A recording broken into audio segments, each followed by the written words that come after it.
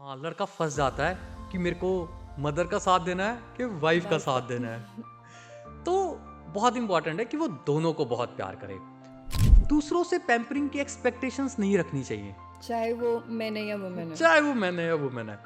क्योंकि ना अगर हम किसी से एक्सपेक्ट कर रहे हैं ना, तो वो वैसा हमको प्रोवाइड कर ही नहीं सकता। तो वो क्या करेगा मैम, अगर वो उससे प्यार करता है ना, तो उसकी छोटी-छोटी गलतियों को इग्नोर करना शुरू कर देगा। अगर वो तैयार होने में टाइम लगा रही है या वो लेट आई है तो उसको कोई फ़र्क नहीं पड़ेगा। वो उस टाइम भी उससे उसके बारे में सोच रहा है, उससे प्यार कर रहा है, तो उसको थोड़ी-सी छोटी-छोटी गलतियों से इसको फ़र्क पड़ना बंद हो जाएगा। लड़की जब प्यार में होती है ना, तो वो अपने इमोशंस बहुत शेयर करना चाहती है। तो वो अपनी हर इमोशंस को अपने पार्टनर के साथ शेयर करती है, उसको बताना चाहती है, उसके इमोशंस को भी अपने सुनना चाहती है कि वो क्या सोच रहा है।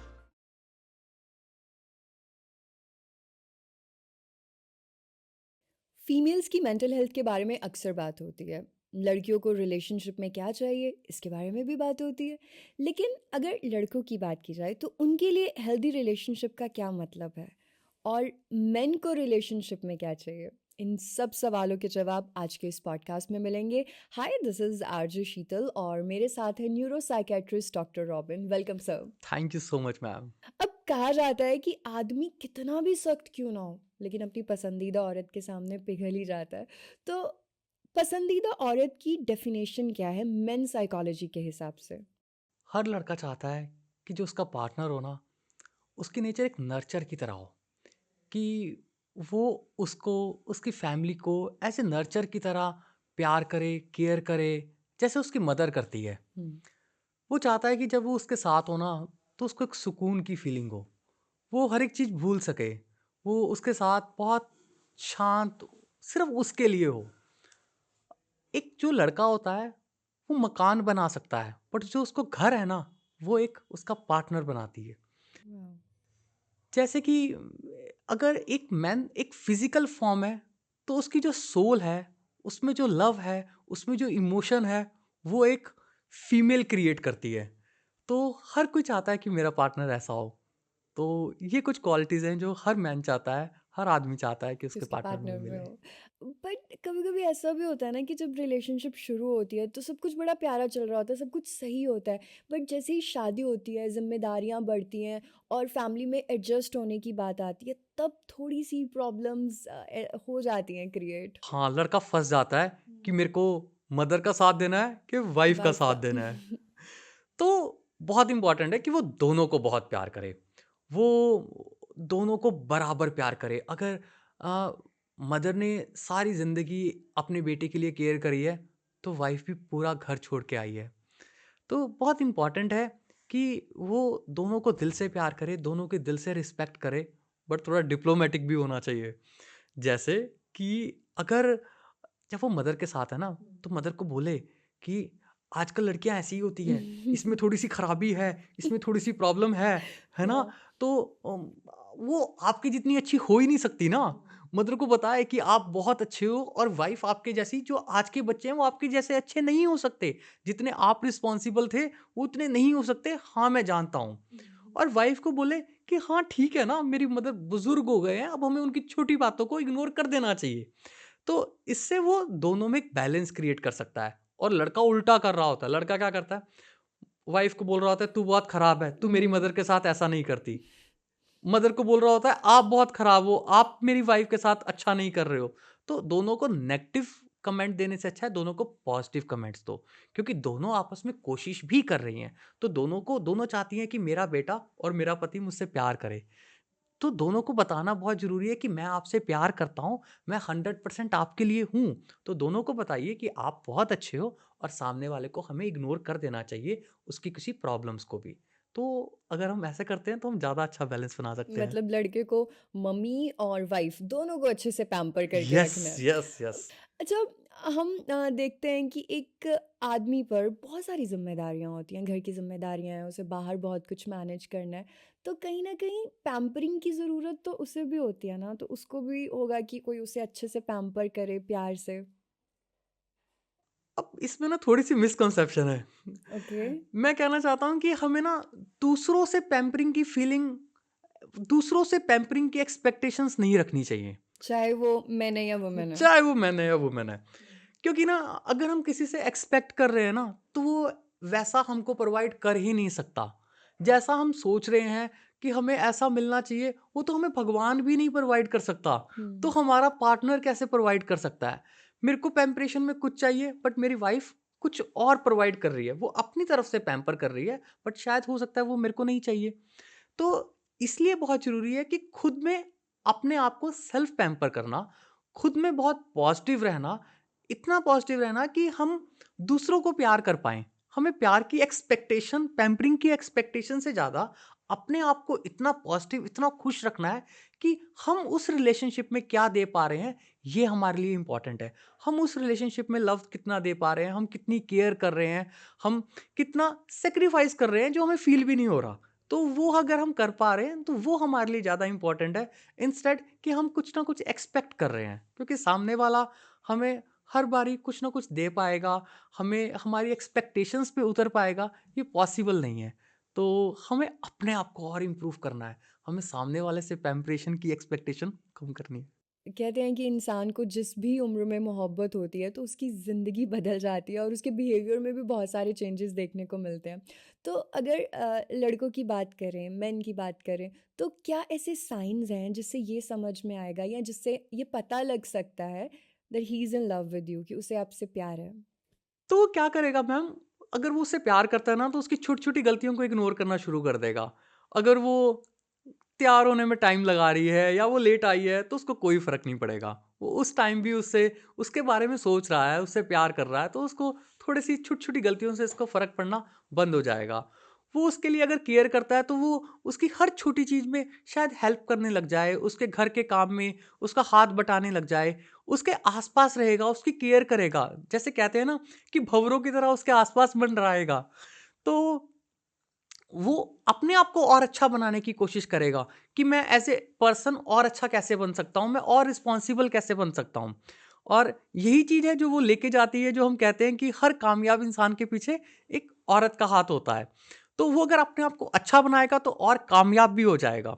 तो ये साइन है जिससे हमें पता चलता है कि एक एक लड़का प्यार में है। तो लड़के को कैसे पता चलेगा कि जो लड़की है वो सच में उससे प्यार करती है और इमोशनली उसके साथ बहुत ज़्यादा अटैच्ड है, या कौन से ऐसे साइन्स हैं जिन्हें वो देख सकता है जिससे उसे पता चलेगा कि वो उससे बहुत प्यार करती है? लड़की जब प्यार में होती है ना, तो वो अपने इमोशंस बहुत शेयर करना चाहती है। तो वो अपनी हर इमोशंस को अपने पार्टनर के साथ शेयर करती है, उसको बताना चाहती है।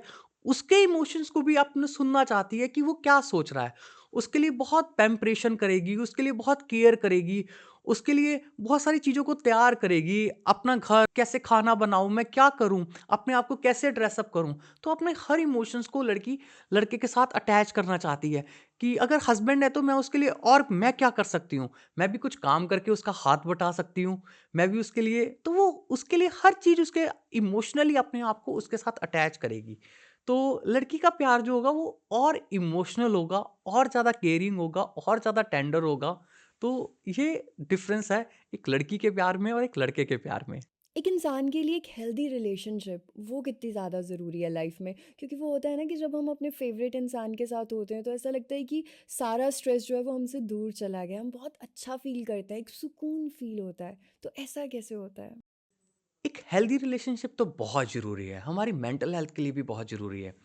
जब हम एक हेल्दी रिलेशनशिप में हैं ना, तब हमारे अंदर कहीं न कहीं लव हॉर्मोन्स प्रोड्यूस होने लग जाते हैं।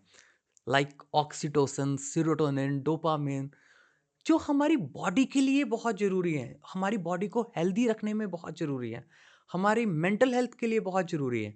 तो जब ये हॉर्मोन्स, जब ये न्यूरोट्रांसमीटर हमारी बॉडी में नॉर्मल स्टेट में होते हैं, तब हमें बहुत सारे डिसऑर्डर, डिज़ीज़ होने के चांसेस कम हो जाते हैं। हमारा हार्ट, हमारी बॉडी ज़्यादा हेल्दी स्टेट में होती है, और हमारी बॉडी हेल्दी है, हमारा माइंड हेल्दी है, तो हमारा फैमिली एनवायरनमेंट भी जो है ना, हमारी फैमिली की जो वाइब्स है ना, वो भी और अच्छी हो जाती हैं, और हम अपनी लाइफ में अपनी सोसाइटी के लिए और अच्छा कर सकते हैं, अपने करियर के लिए और अच्छा कर सकते हैं। तो बहुत ज़रूरी है कि हमारे पार्टनर का और हमारा एक अच्छे रिलेशनशिप में होना बहुत इम्पोर्टेंट है। वाओ! सो एक हेल्दी रिलेशनशिप जो है वो आपकी लाइफ में बहुत सारी चीज़ों को और ज़्यादा स्मूथ और ब्यूटीफुल कर सकती है। बट कभी-कभी क्या होता है ना कि आप रिलेशनशिप में होते हैं और हर इंसान रिलेशनशिप में लॉयल्टी चाहता है। लेकिन ऐसा क्यों होता है कि कुछ लोग चीट भी करते हैं रिलेशनशिप में? तो क्या चीटिंग चॉइस है या फिर कभी-कभी सिचुएशंस ऐसी हो जाती हैं कि इंसान चीटिंग करने लगता है? इसके लिए मैं आपको एक एग्जांपल कोट करता हूँ। Like I am a doctor, बहुत सारे पेशेंट्स मेरे पास आते हैं। अगर एक एग्जांपल दूँ, एक पेशेंट मेरे पास आई और वो कहती है कि डॉक्टर साहब, मेरी लाइफ बहुत ही डिस्टर्बिंग है। 11 इयर्स मेरी शादी को हो गए हैं और मेरा रिलेशनशिप बहुत ख़राब है। मेरा हस्बैंड मेरे को बहुत फिज़िकल अब्यूज़ करता है। वो मेरे को बिल्कुल प्यार नहीं करता है।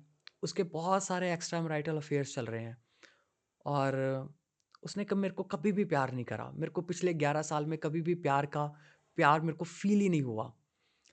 तो अब मैं सोशल मीडिया के थ्रू एक फ्रेंड है जिससे बात करने लग गई हूँ। तो क्या मैं ठीक कर रही हूँ? ऑपोज़िट भी, उल्टा भी ऐसा होता है जब मेन ऐसा क्वेश्चन मेरे से करे। तो कोई भी अगर पार्टनर ऐसा कर रहा है तो क्या ठीक है मैम? तो ये क्वेश्चन बहुत है मेरे पास। तो मेरा जवाब होता है नहीं।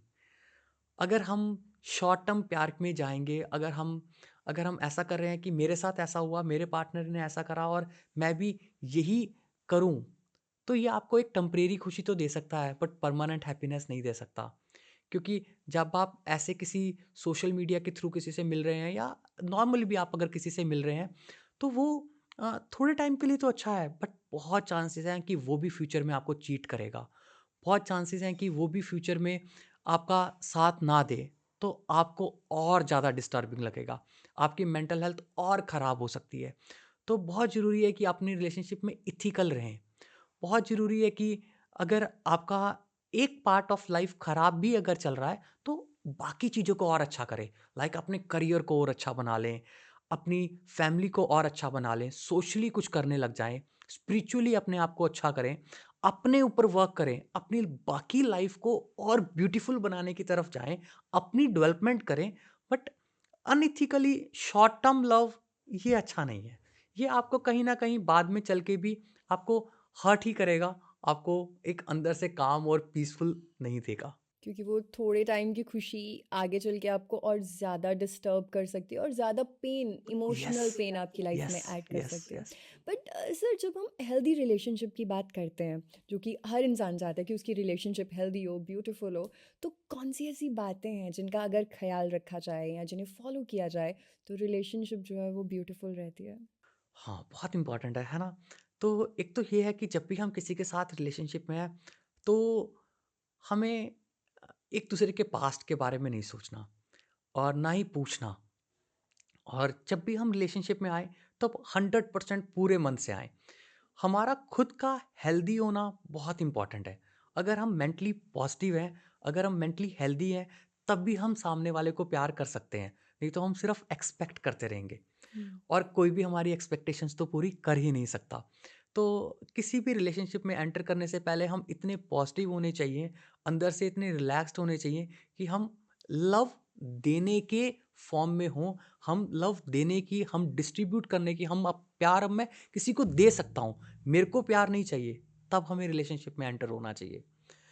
थर्ड, जब हम रिलेशनशिप में एंटर हो जाएँ और हम आपस में बहुत अच्छे से रह रहे हैं, तो सामने वाला क्या एक्सपेक्ट कर रहा है, हमें उस तरह से कहीं न कहीं उसको प्यार करना ज़रूरी होता है। कई बारी हम उसके इमोशंस को नहीं समझ पा रहे होते, तो हमें कहीं न कहीं उसके इमोशंस को समझना, उसके इमोशंस को उसके तरीके जैसे वो पैम्परेशन चाहता है, वो करने की कोशिश करनी चाहिए, ना कि हम अपने स्टाइल में करें। उसका स्टाइल हमें ज़रूर ध्यान में रखना चाहिए। फोर्थ, हमें चीटिंग तो बिल्कुल नहीं करनी चाहिए कभी भी, जैसा हुँ। हमने डिस्कस भी करा। और बहुत इम्पोर्टेंट है कि हम एक दूसरे के लिए कैसे प्रोग्रेस कर सकते हैं ओवरऑल, उसकी मेंटल हेल्थ के लिए, उसकी उसके करियर में, उसकी फैमिली में, उसको क्या नीड है, उसको लिए स्पिरिचुअली, हर चीज़ में हम उसके साथ अटैच होंगे पॉजिटिवली और उसकी डेवलपमेंट करेंगे, तो मेरे को लगता है कि एक रिलेशनशिप हेल्दी हो सकता है। डिमांडिंग से ज़्यादा गिविंग हमारा नेचर होना चाहिए, तो ये एक रिलेशनशिप के लिए बहुत इंपॉर्टेंट है। ये बहुत इम्पॉर्टेंट चीज़ है कि जब आप खुद आपकी इमोशनल हेल्थ जो है वो अच्छी है, मेंटल हेल्थ अच्छी है और आप एक्सपेक्टेशंस नहीं रख रहे, आप बस देना चाहते हैं अपनी रिलेशनशिप में, तो रिलेशनशिप जो है वो ब्यूटीफुल भी रहता है और हेल्दी भी रहता है। Yes. Thank you so much sir. So आप भी इन बातों का ख्याल रखिए अगर आप अपनी रिलेशनशिप को हेल्दी और ब्यूटीफुल बना के रखना चाहते हैं। और अगर आपको कोई भी सवाल है रिलेशनशिप को लेकर तो आप नीचे कमेंट करके बता सकते हैं, पूछ सकते हैं और हम अगले पॉडकास्ट में पूरी कोशिश करेंगे आपके और जो सवाल हैं उनके जवाब देने के लिए। Thank you sir. Thank you ma'am.